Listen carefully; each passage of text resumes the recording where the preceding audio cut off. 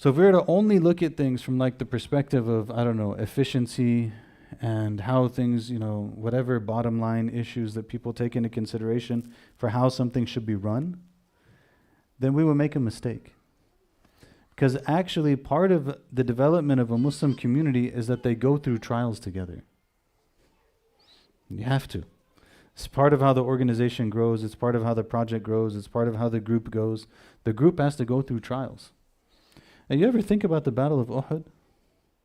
The whole seerah is actually interesting in this regard.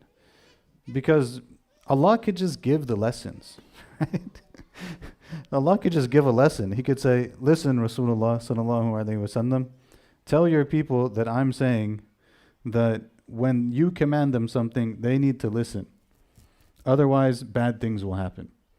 And the Prophet sallallahu alaihi wasallam could have gone to the people and said, hey guys, if you don't listen to me, bad things are going to happen. Would they have learned the lesson in the same way as how they learned it in the Battle of Uhud? When the Prophet ﷺ comes and tells them, listen, here's the mount, don't leave the mount. Doesn't matter what happens, you do not leave the mount. You see victory, don't leave the mount. You see other people getting the spoils of war, you don't leave the mount. And they're like, okay. And then the battle happens and they leave the mount. Do you think they kind of like understood that lesson in a very serious way? After the battle ended, Sayyidina Hamza has been killed and mutilated. Sayyidina Mus'ab ibn Umair has been killed in the battle.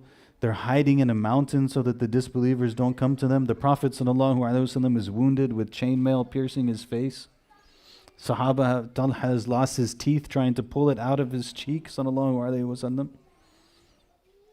I think they learned the lesson in a very different way, And communities are similar. Like communities have to go through different trials.